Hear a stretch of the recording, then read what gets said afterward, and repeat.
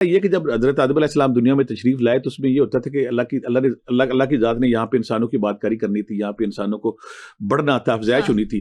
تو ایک بچہ بچی صبح پیدا ہوتا تھا, ایک بچہ بچی شام کو پیدا ہوتا تھا. تو طے یہ ہوا کہ اس وقت اور تو کوئی تھا نہیں کہ جو صبح کو بچہ پیدا ہوگا اس کی شادی شام والے کے ساتھ اور شام والے کے صبح والے کے ساتھ. یعنی کہ جوڑا بچہ اللہ کی ذات نے, اللہ کی تخلیق کا سبب دیکھے اللہ نے انسانوں کو آگے لے کے جانا تھا. ایک بیٹا بیٹی صبح پیدا ہوتی ہے, ایک بیٹا بیٹی شام کو پیدا. تو طریقہ یہ رکھا گیا کہ جو صبح بیٹا پیدا ہوگا اس کی شادی شام کو, اور جو شام کو جو صبح لڑکی اس کی شادی دوسرے کے ساتھ ہو جائے گی. اب یہ بچے پیدا ہو رہے تھے, اسی دوران نا ان کے ایک بیٹا پیدا ہوا قابیل. اچھا.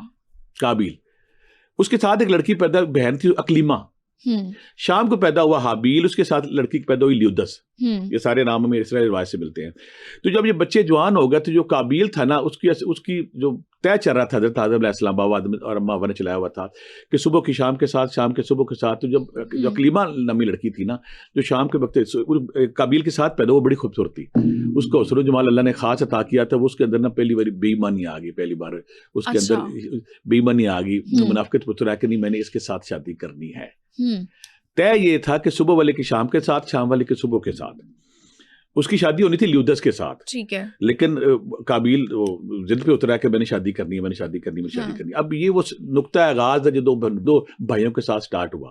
ہم کہہ سکتے ہیں زن زن نبیز کا جو رولا پڑتا ہے کہ جو عورت کی وجہ سے عورت پہ ہمیشہ قتل و غارت ہوتی رہی ہے. یہاں میں پھر بار بار کلیئر کر رہا ہوں, یہ اسرائیلی روایات ہیں, قرآن پاک میں اس کا ذکر نہیں ہے, ان کو اور ذکر ہے, وہ ہم بعد میں بات کریں گے. اب قابیل بضد ہو گیا کہ میں نے نا شادی میں نے اکلیمہ سے کرنی ہے جو میرے ساتھ پیدا ہوئی ہے. حضرت آدم علیہ السلام نے اسے بڑا سمجھایا کہ جو طریقہ ہمارا چل رہا ہے تم اس طریقے پہ چلو, تم یہ غلطی, یہ حماقت, یہ بیوقوفی کیوں کر رہے ہو, تم نافرمانی میری بھی کر رہے ہو, قدرت کی بھی کر رہے ہو, خدا بھی. وہ بضد رہا کہ نہیں میں نے یہ کرنا ہے. اب آدم علیہ السلام باپ تھے, بہت سمجھایا, لیکن جب قابیل اڑا رہا تو آدم علیہ السلام نے فرمایا کہ پھر یہ کام کرتے کہ آپ دونوں اپنی قربانی, پہلے وقتوں میں بیٹا یہ ہوتا ہے قربانی جا کے نا کسی پہاڑ پہ چھوڑ دیتے تھے تو آسمان سے ایک آگ اترتی تھی, جو جس کی قربانی ایکسیپٹ ہوتی تھی اس کو اٹھا لیتی تھی یا جلا دیتی تھی, باقی ویسے پڑی کی پڑی رہ جاتی تھی.